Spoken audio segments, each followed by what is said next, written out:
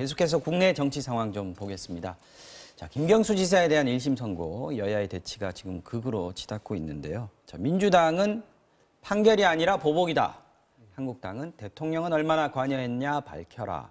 대선 정당성까지 지금 거론을 하고 있습니다. 민주당은 재판 불복, 한국당은 대선 불복, 이 단어를 직접적으로 사용하고 있는 건 아니지만 어쨌든 양상은 그래 보이는 게 사실입니다.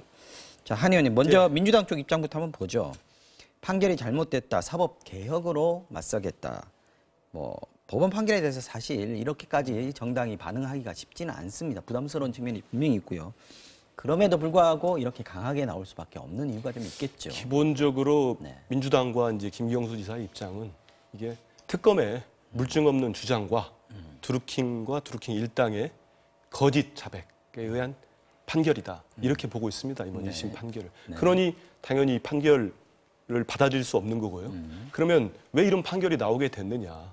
보니까 이 성판사라는 분이 양승태 전 대법원장의 비서실 판사도 했고, 그리고 실제로 참고인 조사도 받았지 않습니까? 그다음에 또 한 번 그 선고 기일을 또 바꿔요. 바꾸는데 그 직전에 처음 잡혔던 날짜에 직전에 양승태 전 대법원장의 이제 영장 청구가 있었고요. 그렇죠. 그렇습니다. 그렇기 때문에 이거는 이른바 보복 재판이 아니냐 이렇게 여당에서는 민주당에서는 강하게 의심을 하고 있는 겁니다. 그리고 이런 와중에서 법학 전문가들 사이에서도 박경식 고려대 법학전문대학 교수 같은 경우도 이 매크로 어뷰징 가지고 이런 판결을 내린 건 없었다. 실형을 과하다. 양형이 과하다. 양형이 과하다. 그리고 좀 이따 자세히 말씀드리겠습니다만 있을 수 없는 일이다. 근데 또 그러고 나니까 이제 또 청와대 청원까지 나왔어요. 근데 하루 만에 20만 명이 훨씬 넘었습니다. 이른바 지지층이 또 결집을 하는 모양새를 보여지고 있습니다. 그러니까 당 입장에서는 임종원 전 법원행정 차장권하고 양승태 전 대법원장의 연이은 구속들 좀 시기는 있었습니다만 그 이후에 이 법원 내부 분위기가 여당에서 판단할 때는 좀 심상치가 않다. 이미 조짐이 좀 보였다 이런 거죠. 겉에서 보기에는 조용하지만 내부적으로는 결국 이러다 보면은 이번 건을 계기로 어떤 분도 이런 표현까지 합니다. 법원의 역습이 시작된 거 아니냐 이런 표현까지 하기 때문에 이런 상황에서 민주당이나 여권 입장에서는 이거를 순수히 받아들이기는 힘든 상황인 지금 거죠. 느슨하게 대응하면 지금 지지층들, 이른바 집토끼들이 떠날 수도 있다 이런 위기감도 좀 있지 않았을까요? 김경수 지사가 누굽니까? 이게 문 대통령의 복심이라고 불리는 분이지 않습니까? 최측근에다가 이른바 대통령을 지지하는 문파라고 하죠. 그런 열성 지지층에서 가장 좋아하는 또 정치인이 김경수 지사입니다. 그렇죠. 그러다 보니까 말씀하신 대로 그 지지층들이 지금 엄청난 분노하고 사법부에 대한 불신을 표출하고 있는데 여기서 여당이 이 재판 결과를 수용한다는 것은 쉽지 않은 상황이죠. 정치적으로 봐서는 그렇다는 얘기입니다. 그러니까 그럼에도 불구하고 지금 야권에서는 이게 말이 안 된다 지금 비판을 하고 있습니다. 삼권 분립 위반이다. 헌법 정신에 위배된다. 우리가 일반적으로 법원 판결에 대해서 언론도 마찬가지고요. 사실 정당들도 특히 더 마찬가지고 청와대도 물론입니다만 왈가왈부하기가 쉽지는 않은 게 사실이에요. 그렇죠. 그러니까 저는 민주당의 열성 지지층들이나 또 민주당에 처해 있는 지금 정치 상황에서 김경수 지사가 갖고 있는 상징성이라는 게 엄청나잖아요. 문재인 대통령의 복심일 뿐만 아니라 유명한 대권 주자 중에 한 명이었기 때문에 그런 분이 유죄 판결에 법정 구속 당했다는 건 충격일 거예요. 그러니까 그 충격에 대응하는 방식이 좀 정치적으로 이해가 됩니다만 저는 좀 과했다고 봅니다. 왜냐하면 법원의 판결에 불복하고 반발할 수 있지만 법원 판결을 정치적으로 재단하는 건 저는 문제가 있다고 봐요. 특히 그것을 판사의 사적인 인연을 이유로 해가지고 당신은 이러이러한 인연이 있었으니까 내가 그 당신의 재판을 믿을 수 없다라고 이야기를 해버리면 모든 대한민국의 재판을 받는 사람들이 사법부에 대해서 불신을 키우는데도 오히려 더 기여할 뿐이거든요. 저는 그래서 왜냐하면 이걸 적절하게 예를 들지를 모르겠습니다만 박근혜 대통령 탄핵이 잘못됐다고 지금도 주장하면서 토요일마다 나와서 태극기 집회하시는 분들이 있습니다. 그럼 우리가 그분들 안타깝게 참 안 됐다. 이미 다 역사적으로 정리가 끝난 사건을 왜 되돌리지 하느냐고 우리가 참 불쌍하게 보지 않습니까? 저는 개인적으로 그렇게 봅니다. 그렇다면 똑같이 박근혜 대통령에 대한 사법적 판결로 이미 탄핵이 끝난 상황인데 똑같은 경우로 그러면 민주당이 만약에 김경수 지사가 지금 1심이긴 합니다만 2심이나 대법까지 가서 유죄 판결 받으면 그때는 어떻게 하겠습니까? 그러니까 그런 것들을 대비해서라도 판사 자체에 대한 정치 공세라든지 아니면 사법 적폐 세력의 무슨 조직적 저항이다. 이런 식의 사법부 전체를 적어 돌리는 저런 대응은 옳지 않다고 보고요. 다만 그러니까 증거 불충분으로서 나는 좀 억울하다. 그렇기 때문에 2심에서는 좀 더 증거를 보강하고 1심 판결문의 유죄로 판결한 취지문을 잘 정리를 해서 더욱더 법리적으로 대응하겠다. 진실이 규명될 때까지 끝까지 노력하겠다. 이 정도 하면 되는 것이지 사법부 전체가 마치 적폐 세력이고 사법부 전체가 촛불혁명에 저항하는 세력인 것처럼 해버리면 나중에 이게 입법사법행정부라고 상권분립 입장에서 나중에 문재인 정부 스스로도 사법부 개혁하기가 어려울 겁니다. 왜냐하면 문재인 정부 스스로가 사법개혁을 좀 하고 싶어하는 지금 정부 아닙니까? 그리고 실제로 사법부가 박정희 독재 이후로 그 자체적으로 개혁을 한 적은 거의 없어요. 그동안에 검찰이라든지 행정부는 수많은 이 선거와 그다음에 검찰 개혁을 통해서 조금씩 나아진 면이 있는데 사법부는 사실은 이 비닐 온상 속에 있었거든요. 그런 의미에서 개혁이 필요하긴 한데 그 개혁을 사법부 안에 자체 동력으로 해주는 게 필요하지 집권 세력이나 정치권에서 막 공격한다고 되는 건 아니라고 봅니다. 거기에 이제 민주당하고 생각 차이가 있는 거겠죠. 지금 김명수 대법원장 같은 경우도 입을 계속 닫고 있다가 오늘 좀 얘기를 했습니다. 예, 오늘 얘기를 했습니다. 판사 공격은 부적절하다. 근데 이제 민주당이 지금 대응을 하고 있는 걸 보면 물론 성창호 판사에 대한 공격도 있긴 합니다만 지금 사법농단 적폐세력 대책위원회를 구성했단 말이죠. 그렇죠. 이 얘기는 양승태 전 대법원장의 세력, 이른바 그 세력의 전체에 대한 어떤 대응을 하겠다라고 하는 거 아니냐, 판사 개인보다 이런 생각도 좀 듭니다. 예. 네. 근데 이번 김 교수님 말씀하셨지만 사법부 내에서 개혁을 하면 가장 좋을 수 있겠습니다. 네. 근데 이번에 검찰이 사법농단 적폐세력 수사가 영장을 치는 족족 다 기각됐어요. 네. 90%가 넘습니다. 네. 뭐 대법관들 중에도 지금 계속 기각되는 분들이 있지 않습니까? 뭐 임종원 전 법원 행정처 차장 정도 됐고 양승태 전 대법원장도 이렇게 이제 영장이 나왔는데 네. 그렇게 되다 보니까 자체적으로 할 수 있는 법원에 이미 그 정도의 기능을 넘어섰다고 봐요. 이런 상황이. 그리고 또 이번 재판을 보면은 여러 가지 구체적으로 민주당과 김 지사 측에 듣는 거를 들어보면은 상당히 설득력 있는 부분들이 많이 있습니다. 이번 건을 보면요. 이른바 그 김 지사에게 실형이 2년이 선고된 컴퓨터 등 뭐 장애 업무 방해죄.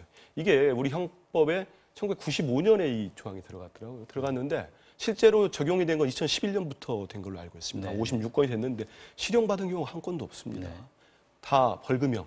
가장 강한 게 집행유예였어요. 그리고 이른바 대법원의 양형 기준이라는 게 있더라고요. 네. 양형 기준에 보면 한 1년 6개월이 이 사안에 있어서는 최고형이랍니다. 근데 2년에 실형을 때린 거를 보면은 이건 꼭 민주당 지지자가 아니더라도 좀 상식을 갖고 보면은 야, 저렇게까지 할 사안인가? 네. 이런 거에 대한 있을 수가 있고요. 네. 근데 그리고 지금 뭐 법원 이번에 1심 성판사 자체가 판결문에 이런 표현을 해놨습니다. 이들의 진술 중 허위 가능성이 있을 것으로 보인다.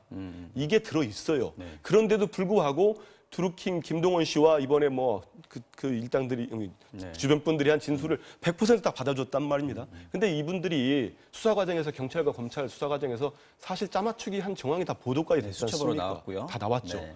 두 번째가 진술 이거고. 번복도 좀 했고요. 세 번째는 물론 뭐 법원에 계신 분들은 그 판결문 쓸 때 보인다 이런 표현을 쓰긴 한답니다. 쓰긴 하는데 한 문장 제가 읽어드려 볼까요?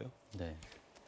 피고인은 김 지사입니다. 네. 피고인은 김동원이 작업해서 보내는 기사 목록을 매일 확인했던 것으로 보이고 적어도 그 내용을 구체적으로 확인했던 못할지라도 하루 어느 정도 댓글 작업이 이루어지는지는 확인한 것으로 보인다. 네. 한 문장에 보인다가 두 번 나와요. 그리고 규정에 의한 판결이다라는 주장을 야당의 주장에 하는 근거를 좀 실어줄 수 있는 부분인 것 같아요. 여당의, 이게 50 네, 여당이요. 여당이에요. 그렇죠. 네. 50차례가 넘는답니다. 50차례가. 예, 그리고 이제 홍준표 전 대표하고 또 비교를 하면은 네. 홍준표 전 형평성의 대표가 문제도 있다. 그렇죠. 법정 구속. 네. 네. 그래서 말씀드리면 이제 여당 입장에서는 이제 문재인 정부나 김경수 지사를 지지하는 층에서 이제 저렇게 좀 다소 과했다라는 이 평가가 나올 수 있는데 아까 말씀하신 컴퓨터 등 통신을 이용한 그 범죄라고 하는 게 양형이 좀 강한 게 아니냐는 말씀하셨는데 그 자체를 놓고 보면 그 범죄에 의해서 이제 높게 나온 게 맞지만 이 성판사가 봤을 땐 그런 거라고 봐요. 유력한 정치인이고 그다음에 유력한 대선 후보의 최측근이란 말이에요. 그 사람이 실질적으로 대선에 영향을 미칠 수 있는 여론 조작의 행위에 가담했고 주도적으로 개입했다고 판단한 거예요. 그러면 단순히 컴퓨터를 활용한 무슨 통신 장애와 관련된 그런 단순한 실형으로 보기에는 좀 더 높게 저는 판단했을 가능성이 재판부는 있다고. 사안의 중대성을 더 그렇죠. 사안의 중요하게 중요성을 보고 그러니까 생각했다라는 민심과 여론을 조작했다고 하는 그것이 문재인 정부의 출범과 대선의 승리에 상당한 영향을 미쳤다고 네. 본다고 한다면 좀 더 중하게 볼 수 있는 게 있고요. 그다음에 양형에서 왜 홍준표는 1심에서 유죄였지만 구속하지 않았는데 왜 했느냐라고 했을 때는 제 생각에는 저도 판결을 읽어봤더니 구체적인 그 내용은 나오지 않습니다. 그러나 이 성판사의 쭉 그 합리적 판단의 그 의심으로 봐서는 김경수 지사 정도의 현역의 유력한 정치인이고 경남도지사 정도 하시는 분이 처음부터까지 너무 거짓말하고 있다고 본 거예요. 성판사 입장에서는. 자기 볼 때는 아까 보인다고 이야기했습니다만 분명히 처음부터 킹크랩을 알고 있었고 같이 개입했고 지배적으로 관여했고 대선 영향을 미치려고 했는데 성판사의 판단입니다. 그랬는데 처음부터까지 나는 모른다. 아니다라고 이야기하니까 알겠습니다. 거짓말을 심하게 한다고 봐서 제가 볼 때는 일벌백계의 의미로 저는 구속을 한 게 아니겠습니다. 판사는 판사 나름대로의 예. 논리와 뭐 양심과 법의 원칙이 있겠죠. 그 부분에 대해서는 이제 민주당 입장에서 얘기하는 부분은 이제 이 정도 하고요. 지금 시간이 한 1분 조금 넘게 남았는데 야권의 얘기도 좀 해야 될 것 같습니다. 야권에서 지금 주장을 하는 것은 뭐 다른 거 다 생략하고요. 대선 불복 프레임으로 가느냐 마느냐 이거 아니겠습니까? 이런 부분에 대해서는 한 의원님께서 어떻게 생각하세요? 지금 그래서 뭐 대통령에 대한 특검 뭐 이런 얘기까지 하고 있는데 현직 대통령 기소가 되지도 않습니다.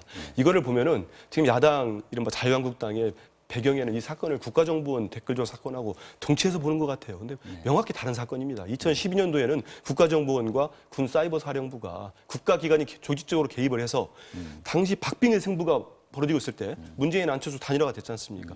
골드크로스 뭐 이런 거 나왔지 않습니까? 그 시대에 조직적인 댓글 조작이 들어간 거고. 비교 불가의 사안이다. 그렇죠. 2017년도 이 매크로 어뷰징 사건 이거는 지금 뭐 그 당시 20%는 큰 차이가 있었고 그리고 아까 말씀하셨지만 김경수 지사나 민주당 입장에서는 전혀 개입하지 않은 겁니다. 그리고 부인하는 거고요. 그리고 일관성이 전혀 없는 진술 가지고 정황 증거만 가지고 이렇게 실형을 때려서 도주의 우려가 없고 이미 특검 다 해가지고 증거가 다 나왔다고 주장하는 판에서 그런 현직 도지사를 구속시켜버리는 거는 그건 좀 과한 측면이 있습니다. 지금 이게 판결문에 보면은 대통령 얘기도 나오고 더불어민주당 얘기도 나오고 이익을 본 사람이 누구냐 이런 거에 대한 얘기들이 나옵니다. 그래서 이제 대선 정당성까지 얘기가 나오고 있는 건데 바른미래당도 지금 댓글 조작 가장 큰 피해자는 안철수 대표다 이런 얘기도 나왔지 않습니까?